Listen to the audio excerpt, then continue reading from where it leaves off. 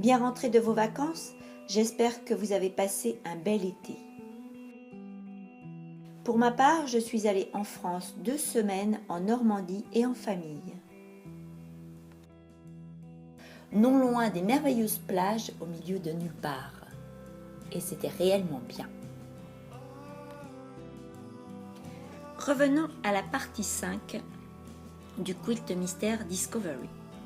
Pour la partie 4, le travail a été intensif. Pour la partie 5, ce sera plus simple à réaliser.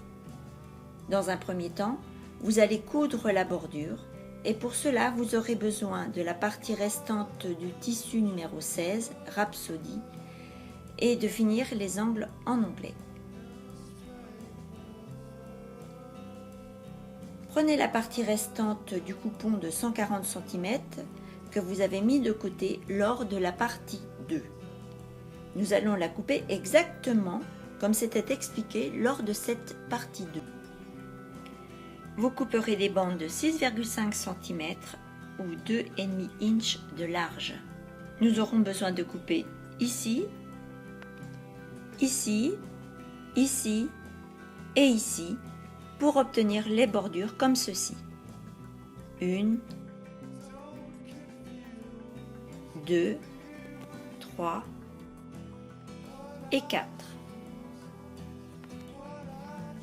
En plus de la bordure imprimée, vous utiliserez les chutes de l'assortiment des 8 tissus rouges utilisés dans les parties précédentes,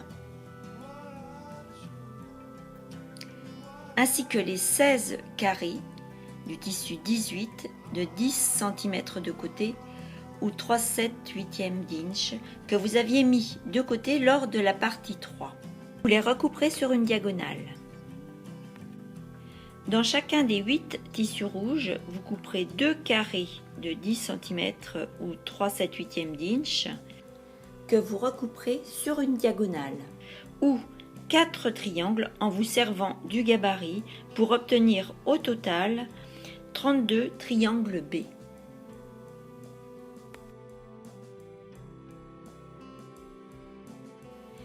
Avec les triangles, vous allez réaliser 8 blocs moulins à vent en cousant les triangles clairs et les triangles rouges. Pour chaque bloc, cousez 4 carrés bicolores différents, comme vous le voyez ici. Mais vous pouvez aussi agencer vos blocs comme vous le désirez.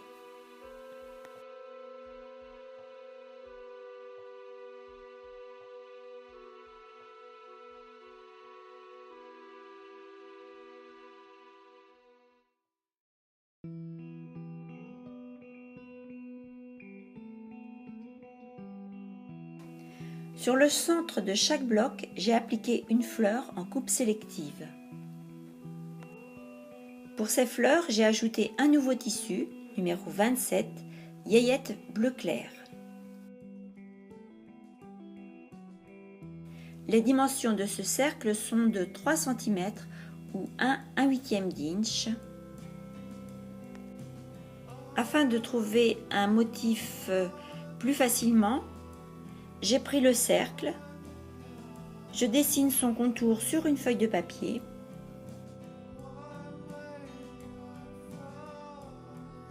et je coupe l'intérieur de façon à avoir comme un parfait Judas qui nous aidera à trouver le bon motif.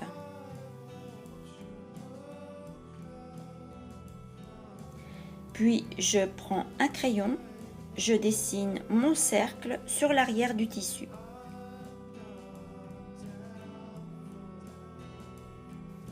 Et je coupe autour, sans oublier d'ajouter une petite marge de couture.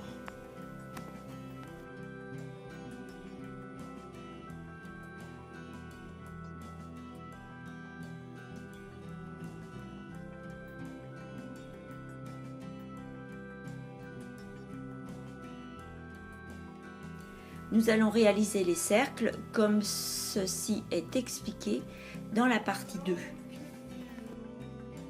Bâtissez le long du bord de votre rond de tissu. Posez le rond de papier à l'intérieur et tirez les fils.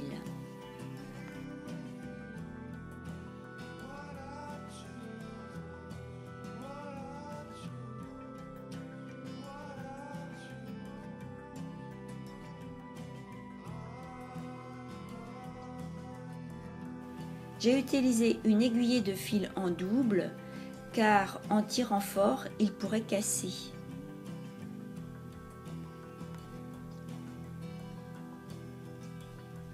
Repassez votre rond et retirez les papiers. Ce n'est pas obligatoire de repasser encore, mais le fait de repasser une seconde fois permet de maintenir une belle forme arrondie.